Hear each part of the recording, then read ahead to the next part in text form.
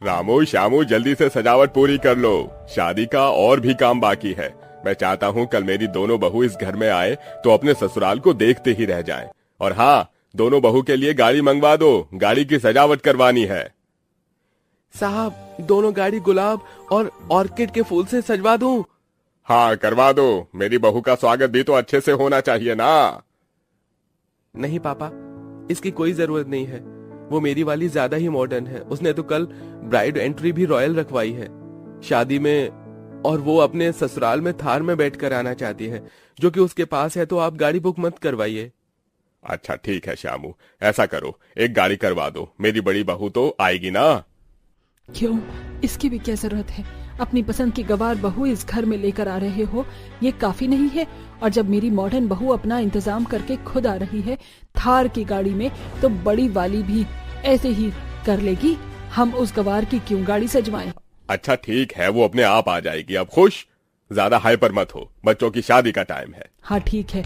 ओ नीतू, कहाँ मर गई? चल मेरे बालों का शैम्पू कर दे, उसके बाद मेरा पेडिक्योर कर दियो। तभी सुरेखा की नौकरानी नीतू उसके बालों का शैम्पू करके उसके पैरों पर पेडिक्योर करती है। अगले दिन सुरेखा के दोनों बेटे अधिक और मोहन की शादी एक बहुत सुंदर से बैंक्वेट हॉल में दीपाली और अनिका से हो जाती है। वहां से दीपाली डोली में बैठकर अपने ससुराल की तरफ आती है।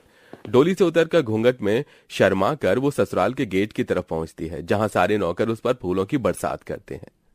यकीन नहीं होता, मैं अपने इतने बड़े ससुराल में आ गई, और वो भी इस घर की बड़ी बहू बनकर। मेरी जिंदगी संवर गई। लेकिन मैंने ज्यादा पढ़ाई लिखाई नहीं की है, मैं रह तो पाऊंगी ना अपने ससुराल में? पापा जी है ना, वो मेरा साथ देंगे। उन्होंने कहा था मुझे सब कुछ बताएंगे। अरे मेरी प्यारी बहू आ गई। सुरेखा, गृह प्रवेश करो। मैं और इस गवार का गृह प्रवेश करूंगी, जो गवारों की तरह डोली में आई है, वो भी सड़े से लहंगे में। क्या देखकर आपने इसे मेरे घर की बहू बनाया है? सुरेखा, ये क्या कह रही हो? ये हमारे घर की बड़ी बहू है, अभी छोटी बहू भी आती होगी। चलो गृह प्रवेश करो। बोला ना, मैं इस गवार का गृह प्रवेश नहीं करूंगी।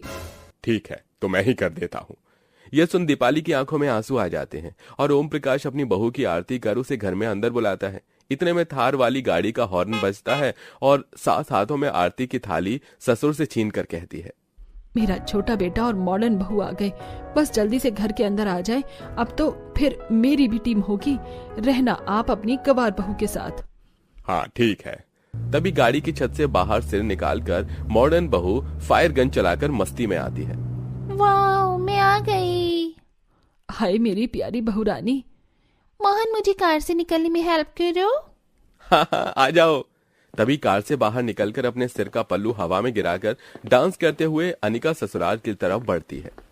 अब ये नैना बोले यार, बोले यही लगातार, कोई चाहे कितना रोके करूंगी प्यार। मेरे सैया सुपरस्टार, ओ मेरे सैया सुपरस्टार, मैं फैन हुई उनकी, मेरे सैया सुपरस्टार। तभी अनिका चौखट पर आ जाती है और सास अपनी बहू को बहुत सारी फ्लाइंग किस देती है। मेरी मॉडर्न बहू, क्या एंट्री मारी है तूने, इस गवार की तरह थोड़ी जो डोली में बैठकर आई है। तभी तो तू मेरे लेवल की बहू है। क्या, जो इस घर की सबसे बड़ी बहू है वो डोली में बैठकर आई है? छी, कितनी चीप एंट्री थी ये। तभी तो मुझे भाभी आप पसंद हो, ना कि ये गवार भाभी। और वैसे भी इनके पास ऐसा ही है क्या जो मैं इन्हें पसंद करूं?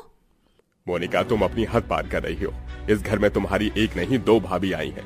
मान सम्मान तुम्हें दोनों को देना पड़ेगा। पापा बिल्कुल ठीक कह रहे हैं। मोनिका, से सॉरी। भैया, मैंने कोई गलती नहीं की है, सिर्फ एक बात कही है, for which I am not at all sorry. ये कहकर मोनिका वहां से चली जाती है। फिर सब आराम करते हैं। अगले दिन दोनों बहू की पहली रसोई होती है, जहां एटीट्यूड से दोनों की मेहंदी देख अनिका कहती है, माँ जी देखिए ना, अभी मेरे हाथों की मेहंदी भी नहीं उतरी और मैंने बहुत महंगा नील एक्सटेंशन मैनिक्योर करवाया था। अगर मैं घर के काम करूंगी तो मेरे हाथ खराब हो जाएंगे, लेकिन पहली रस्म करना भी तो जरूरी है ना। अरे तू क्यों चिंता कर रही है, ये गवार बहू है ना, किसी बावर्ची से कम थोड़ी है। और घर में 2 बहू की शादी हुई है, एक ही पहली रसोई रस्म कर लेगी तो क्या ही हो जाएगा। तू बस इसके खाने पर हाथ लगा देना, शगुन हो जाएगा। थैंक यू सो मच माँ जी, आप कितनी स्वीट हैं। मैं तो कह रही हूँ आप भी मेरी तरह आज मॉडर्न ड्रेस पहन लीजिए, गाउन वाउन छोड़ दीजिए ये साड़ी। ठीक है, मैं अभी तैयार होकर आती हूँ। और सुन, गवार कहीं की, खाना अच्छे से बनाना, पहली रसोई का। ये नहीं कि कुछ भी बनाकर खिला दो। तुम्हारे पास सिर्फ 1 घंटा है। जी माँ जी। फिर सुरेखा मॉडर्न कपड़े पहनकर आ जाती है, जहां मॉडर्न बहू सास का मेकअप करती है। दूसरी तरफ दीपाली पहली रस्म का खाना बनाकर डाइनिंग टेबल पर लगाती है, जहां ससुर खाना खाकर बड़ी बहू की तारीफ करता है। वाह वाह बहू तुमने लिट्टी चोखा बहुत अच्छा बनाया है। बरसों के बाद मैं इतना अच्छा खाना खा पा रहा हूँ। तुम बिल्कुल मिट्टी से जुड़ी इंसान हो। हाँ पापा, ये तो आपने बिल्कुल ठीक कहा। दीपाली मैं तुम्हारे लिए गिफ्ट लाया हूँ, तुम्हारी पहली रसोई का नेग ये प्लेटिनम रिंग। और मेरी तरफ से तुम्हें कुंदन हीरे का हार। हाय राम पापा जी, ये हार तो बहुत ही महंगा लगता है। मुझे नहीं लगता मैं इसे संभाल पाऊंगी। तो कौड़ी की गवार इस घर की बहू बन गई है तो इतना महंगा तोहफा कैसे संभालेगी? बोला पापा जी, कम से कम आप इसकी शक्ल देखकर तो नेक देते, आप 10 रुपए देकर छुट्टी कर देते। राइट भाभी। बस करो तुम दोनों। बड़ी बहू तो इनकी बातों का बुरा मत मान। वेल, मेरी बहू ने खाना बनाया हो या नहीं, मैं उसको नेक जरूर दूंगी। ये लो अनिका बहू, तुम्हारे लिए डायमंड ब्रेसलेट। अच्छा है ना? थैंक यू माँ जी। अरे बहू, इसकी कोई जरूरत नहीं है। और कल तुम दोनों की मुंह दिखाई की रस्म है। बहुत सारे गेस्ट आएंगे, तो गवार बहू तुम अच्छे से तैयार हो जाना। बाकी मुझे मेरी मॉडर्न बहू का तो पता है, वो बहुत सुंदर है। जी माँ जी। अगले दिन नौकर घर की अच्छे से सजावट कर देते हैं और गवार बहू से सुरेखा बहुत सारे मेहमानों का खाना बनवाती है। कुछ ही देर में मेहमान आ जाते हैं। बड़ी बहू घूंघट में होती है, सबको चाय नाश्ता पूछती है, फिर घूंघट में मुंह दिखाई के लिए बैठ जाती है, जिसे सब प्यार से गिफ्ट देते हैं और दीपाली सबके पैर छूती है। शुक्रिया आंटी जी, मुझे आपका तोहफा पसंद आया। अरे अरे बस बेटा, पैर छू लिए तुमने तो। अरे भाई साहब, आपकी बड़ी बहू बहुत आज्ञाकारी है। पता है, मुंह दिखाई से पहले सब मेहमानों को चाय नाश्ता खाना पीना पूछ रही थी। छोटी बहू कहाँ है? अरे मेरी पसंद है, इस घर की बहू अच्छी तो होनी ही थी। तो मेरी बहू भी किसी से कम नहीं है, वो आती ही होगी। अनिका बहू आ जाओ, सब तुम्हारा इंतजार कर रहे हैं। तभी अनिका शॉर्ट ड्रेस पहनकर, मुंह पर छोटा सा स्कार्फ रखकर और एक हाथ में ड्रिंक करते हुए नशे में धुत होकर आती है। I'm coming। मैं आ गई, आपकी सेलिब्रिटी आ गई। मेरी मुंह दिखाई की रस्म करनी है ना? देखो मुझे, देखो। हाय गुड़िया, हेलो टकलो अंकल, हेलो सासू माँ एंड खसट ससुर। बहू, ये क्या बदतमीजी है? तुम कैसे कपड़े पहन कर आई हो? चुप बढ़िया, मॉडर्न बहू लाई है तो मॉडर्न बहू अब कपड़े भी ना पहने। तेरी गवार बहू से तो लाख गुना अच्छी हूँ मैं। देख कैसे घूंघट में खड़ी हुई है। बहू, बहुत हो गया, तुम बदतमीजी कर रही हो सबके सामने। सब रिश्तेदार मुझे देख रहे हैं। लो, अपनी मॉडर्न बहू को देख लो, क्या गुल खिला रही है तुम्हारी मॉडर्न बहू। इस मॉडर्न बहू से अच्छी मेरी गवार बहू है। सुना था ना कितनी तारीफ हो रही थी उसकी। अनिका, तुम्हें शर्म नहीं आती? इस वक्त तुम ड्रिंक करके आई हो। ओह शट अप मोहन, आज मेरी मुंह दिखाई है। क्या अपनी खुशी में मैं ड्रिंक भी नहीं कर सकती? हटो यहाँ से। माँ जी, प्यारी माँ जी, ये आपके थान क्यों लपेटा है? इसे खोल दीजिए और मेरी तरह मॉडर्न बन जाइए। चलो मैं ही खोल देती हूँ। हे भगवान, अनिका तुम क्या कर रही हो? ऐसा मत करो। चुप गवार बहू, मैं खोल के ही रहूंगी। मॉडर्न बहू सास की साड़ी खींचती है कि सुरेखा उसे थप्पड़ मार देती है, जिससे वो जमीन पर गिर जाती है। बेशरम अनिका, आज तूने मेरी सबके सामने इज्जत उछाल दी। पता नहीं क्या सोचकर मैं अपनी मॉडर्न बहू पर गर्व कर रही थी, लेकिन तुझसे अच्छी तो बड़ी बहू है, जो घूंघट में रहकर भी अपनी मर्यादा में है। और तू, छी। देखा, मैंने कहा था ना, बहुत जल्दी मॉडर्न और गवार बहू के बीच फर्क समझ आ जाएगा। और ये फर्क यही था कि मेरी बहू गवार सही, लेकिन संस्कारों और जमीन से तो जुड़ी है, और तुम्हारी मॉडर्न बहू उतनी ही बेशरम निकली, जो आज तुम्हारी ही इज्जत पर हाथ डाल बैठी। मोहन, इसे ले जाए यहाँ से। जी, आप बिल्कुल ठीक कह रहे थे, मुझे माफ कर दीजिए। और बड़ी बहू तो मुझे माफ कर दे प्लीज। मैंने तेरा बहुत दिल दुखाया है, लेकिन अब से मैं तुझे अपनाती हूँ और तेरी जिम्मेदारी है एज अ जेठानी, इस घर का सारा काम सिखाएगी इसे। जी माँ जी। इस तरह सुरेखा अपनी गवार बहू को अपना लेती है और मॉडर्न बहू को घर के तौर तरीके सिखाने को कहती है। घर में शादी का माहौल था, सब लोग शादी की रस्म में बिजी थे। तभी सरिता सबको आवाज लगाकर कहती है, अरे तुम सब लोग इधर उधर क्या लगे हुए हो? बहू घर पर आने वाली है, बहू के गृह प्रवेश की तैयारी होगी कि नहीं? माँ सब तैयारी हो चुकी है, आप चिंता क्यों कर रही हो? और ये रही आरती की थाल, वो भी तैयार कर दी है मैंने। अरे जरा पूछो तो कहाँ रह गई गाड़ी? कब तक आ रहे हैं वो लोग? मैं अभी पूछकर बताती हूँ। प्रीति अपनी भाई से पूछती है और अपनी माँ को बताती है। माँ आने वाली है, बस आधे घंटे में पहुंच जाएंगे वो लोग। सब लोग बहू के आने का इंतजार करते हैं। कुछ देर में आनंद अपनी पत्नी सीमा के साथ आ जाता है। मैं कब से तुम लोगों का इंतजार कर रही थी। चलो बहू आ गई, मैं अपनी बहू की आरती उतारती हूँ। अब सरिता अपनी बहू की आरती उतारती है और कहती है, बहू दाहिने पैर से कलश को अंदर की तरफ गिरा के गृह प्रवेश कर। सीमा कलश को अंदर की तरफ गिराती है और जैसे ही घर में कदम रखती है कि तभी पीछे से आवाज आती है, दीदी हम भी आ गए। सब लोग पीछे देखते हैं तो वहां सीमा के मायके वाले खड़े थे। बहन जी आप सब लोग भी बहू के साथ आए हैं क्या? बहू तूने मुझे कुछ बताया क्यों नहीं? मुझे कुछ नहीं पता था माँ, आप यहाँ आने वाली थी, कम से कम एक बार मुझे बता तो दिया होता। वो क्या है ना, हमें ना सीमा के बिना रहने की आदत नहीं है, और वैसे भी हमारे घर में थोड़ी सी परेशानी चल रही थी। हम अभी नहीं बता सकते, लेकिन समय आने पर हम जरूर बताएंगे, तो इसलिए हम यहाँ पर ऐसे रहने आए हैं। माँ भाभी तो दहेज में पूरा मायका ही ले आई। कोई बात नहीं, आप सब लोग भी आ जाइए। सरिता सबको अंदर बुलाती है और सबको कमरे में छोड़ देती है। बहू दहेज में अपना पूरा मायका ले आई है, लेकिन किसी को कुछ बोल भी नहीं सकती हूँ। कोई बात नहीं, कोई भी अपनी बेटी के ससुराल में कितने ही दिन रहेगा? 4 दिन बाद तो शायद खुद ही चले जाएंगे। कोई परेशानी होगी, मजबूरी होगी, तभी तो यहाँ रहने आए होंगे ना। ऐसे ही अब सीमा के मायके वाले ससुराल में ही बस जाते हैं। अरे सीमा, मेरे लिए खाना तो लगा दो। भैया माफ करना, लेकिन आप छाया भाभी से भी तो कह सकते हो ना। भाभी अभी इतना सारा काम करके हटी है। भाभी का मायका भी ससुराल में ही आ गया है दहेज के रूप में। आपकी बहन है, लेकिन मेरी भी तो भाभी है। मुझे उनके लिए काफी बुरा लग रहा है। अरे यहाँ के बारे में छाया को कुछ पता नहीं है, वो कैसे करे कुछ। और घर की बहू तो मेरी बहन है ना सीमा। घर की बहू है, लेकिन आप लोग भी यहाँ कितने दिनों से रह रहे हैं? आप लोगों को भी तो खुद से सोचना चाहिए ना। तभी वहाँ सीमा और सरिता दोनों बात करते हुए आते हैं। अरे प्रीति, ये क्या, बड़ों से ऐसी बात करते हैं? देख लीजिए आंटी जी, आप लोग हमें कुछ ज्यादा ही ताने दे रहे हैं कि बहू दहेज में अपना मायका में ले आई। नहीं, इसका वो मतलब नहीं होगा। इसकी तरफ से मैं माफी मांगती हूँ।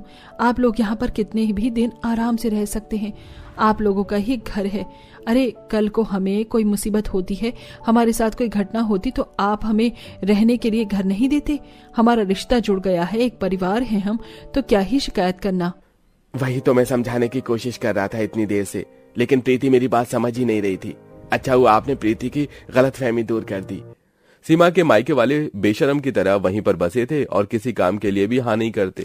अरे बहन जी, आपके कमरे में ना गद्दा ठीक से नहीं है, गद्दे को बदलवा दीजिए, है ना, वरना मैं सोती हूँ तो मेरी कमर अकड़ जाती है। आपको तो पता है अभी शादी ब्याह हुआ है। शादी ब्याह में घर में कितने खर्च हो जाते हैं। इतनी रस्म के बीच हाथ तो खाली हो ही जाता है ना। अरे आप तो लड़के वाले हो ना, लड़के वाले को कहाँ इतनी ज्यादा दिक्कत होती है। आपको तो इतना सब कुछ मिला है, हमने क्या कुछ नहीं दिया। बेड, सोफा, गद्दे सब कुछ है, लेकिन आपने अच्छे सारी चीज अपने कमरे में रखवा ली, और हम जब आए तो हमारे लिए पुराना सामान दे दिया। नहीं, आप गलत समझ रही हैं। अरे आप भी हमारा परिवार हैं, हम ऐसा क्यों करेंगे आपके साथ? देखिए, मैं गलत तो नहीं कह रही, पर बेटी का ससुराल है, ज्यादा कुछ कह भी नहीं सकती, आपकी मर्जी है।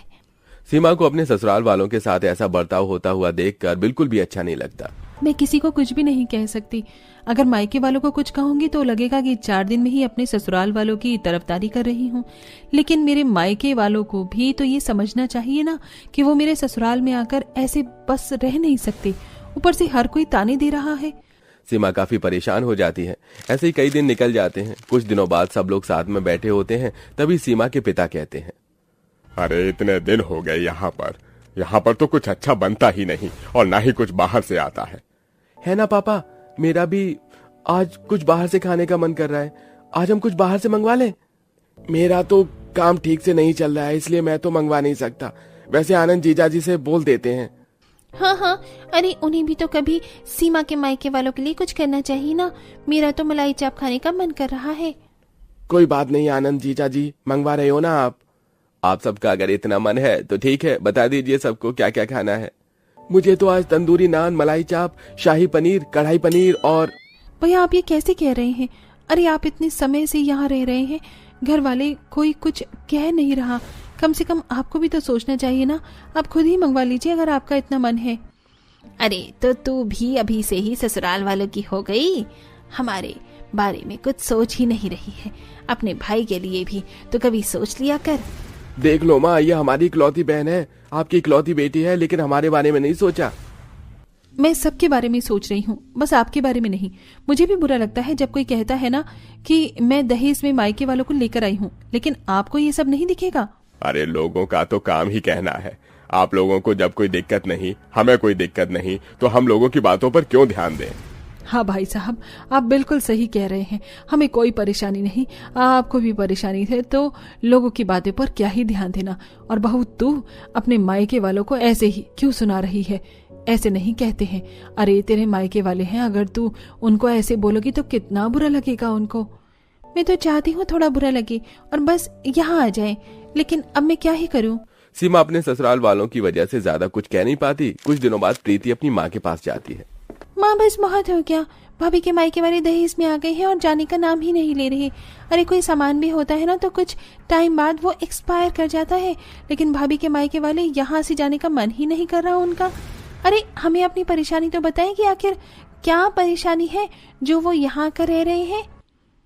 प्रीति मुझे पता है तू इतना गुस्सा क्यों करती है, लेकिन अब मैं भी क्या करूं। हम मुंह से बोल नहीं सकते कि भाई चले जाओ, हम यहाँ पर ज्यादा दिन नहीं झेल सकते आपको। और अगर बहू को बुरा लग गया तो? भाभी को बुरा लग रहा है तो उनके मायके वाले यहाँ पर हैं। मैंने देखा है कि वो भी नहीं चाहते यहाँ रहे वो लोग, लेकिन हम उन्हें गलत ना समझे इसलिए वो कुछ ज्यादा कह नहीं रहे हैं। कोई बात नहीं, इतने दिनों तो कुछ कहा नहीं, तो 2-4 दिन के लिए क्यों कुछ कहकर बुरा बने। अपनी सास और नंद की बात सीमा सुन लेती है। सीमा को काफी बुरा लगता है। अब बस बहुत हो गया, कोई कुछ कह ही नहीं रहा, लेकिन मुझे ये कहना पड़ेगा, मुझे खटास नहीं चाहिए किसी रिश्ते में। सीमा तुरंत पूरे परिवार को बुलाती है।